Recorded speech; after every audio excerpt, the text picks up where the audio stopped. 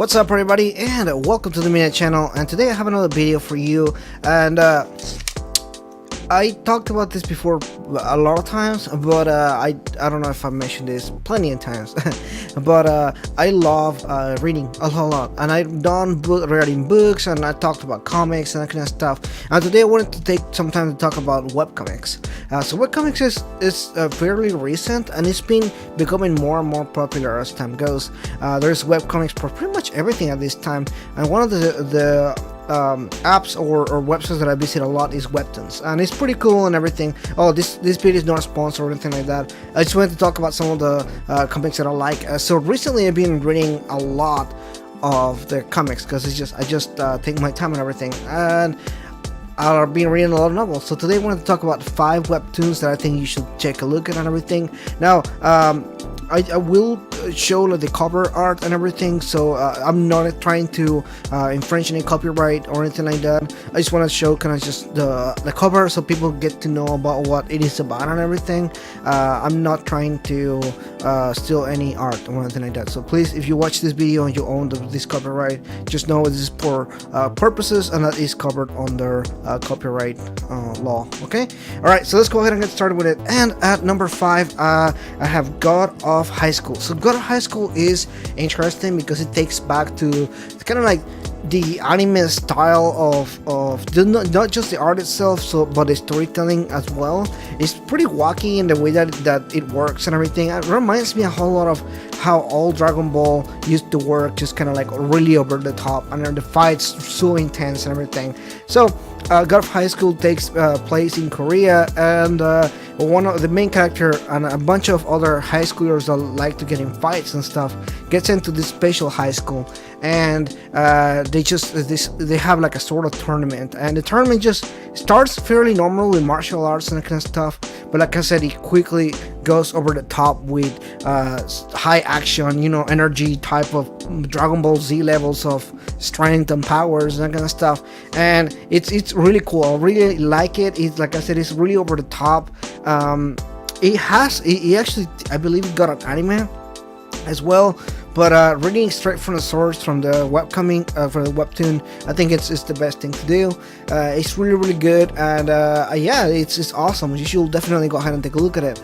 And then at number 4, I have The Gamer. So The Gamer is also Korean, and it takes inspiration from classic RPG style games. So the Gamer is a guy that gets the ability of just gaming reality. He becomes the main character with really broken super abilities. He's able to pretty much learn anything, and he gets stats, and he's able to manipulate those stats as he learns skills and that kind of stuff. It's really interesting that it works. Again, it really goes over the top, but it has a pretty good way to storytelling. All his friends and the people that he meets along the way are pretty interesting, because there's an interesting plot going with the story and everything. I really appreciate the way that the storytelling works there, and I really like the way that they are able to carry just the way the plot goes forward and everything. I think it's pretty interesting.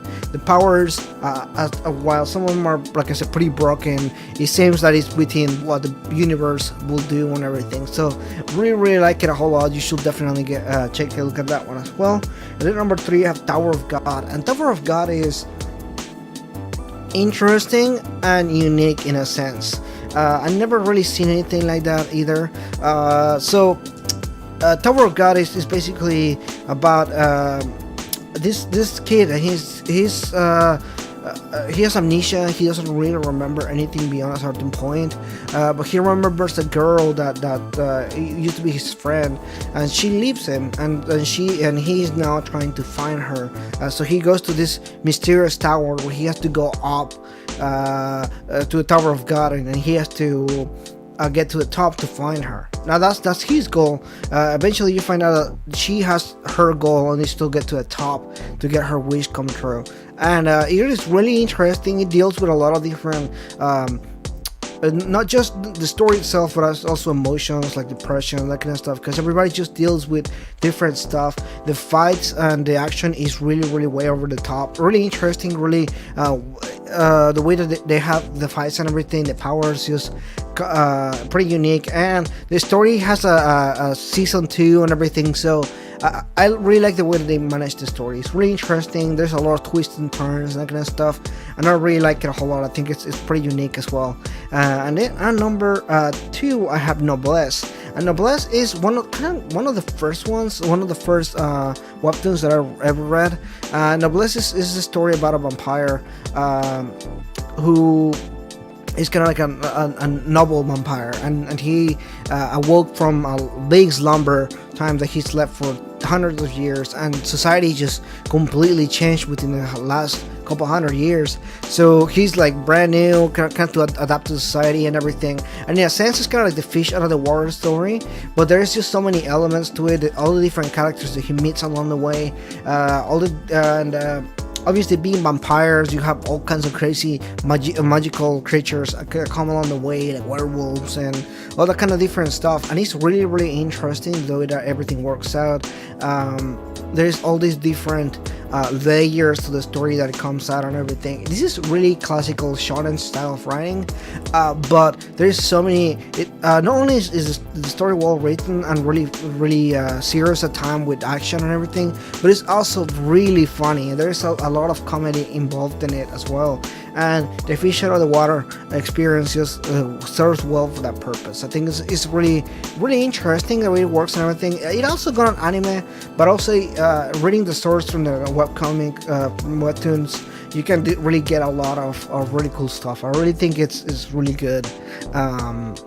Just all the different characters have really funny moments, have really serious moments, emotional moments, and I think it's really well balanced in between all of them. It never feels too silly or too serious. It's a good balance in between. And then at number 1, I have one of the newer ones that I've been reading, and that is Unordinary. Unordinary is so different, but at the same time really familiar from some of the anime that is going on right now. If I were to compare it to one anime, I'll compare it to My Hero Academia. It is really similar to the way that it works. The as far as the universe, they have superpowers and that kind of stuff, but the way that the story actually plays out is completely different.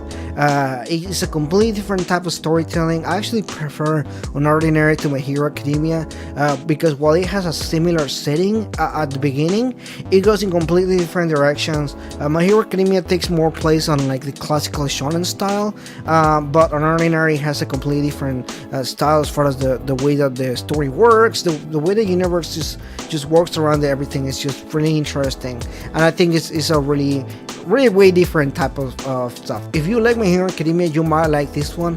Like I said, there are different similar stuff. Like for example, the main character is somebody that doesn't have any superpowers in a world where everybody is based on superpower abilities.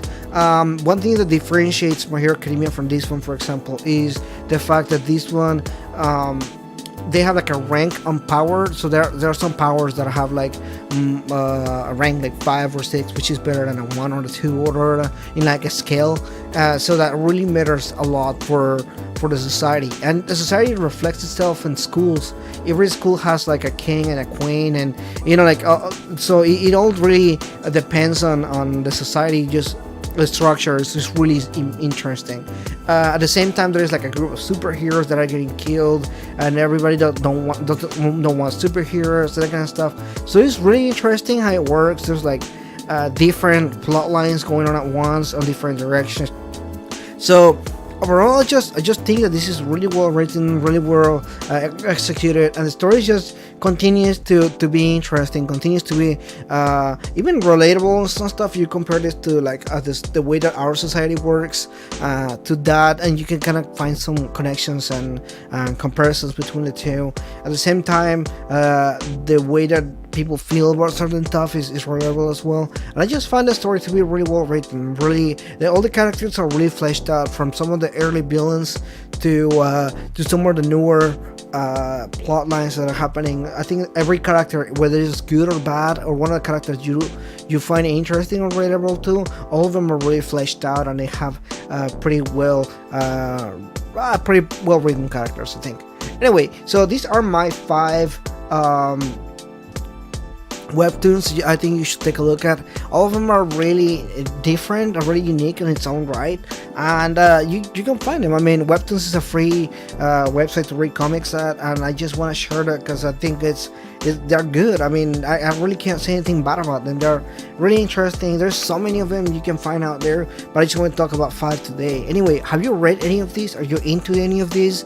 Let me know in the comments below, and if you do, let me know if you want to make if you want me to make more videos about webtoons and comics and stuff, because I do read a lot, whether it's book series or anything like that, and I like to talk about this. I just don't really do a whole lot. Anyway, thanks so much for watching this, and I'll see you next time.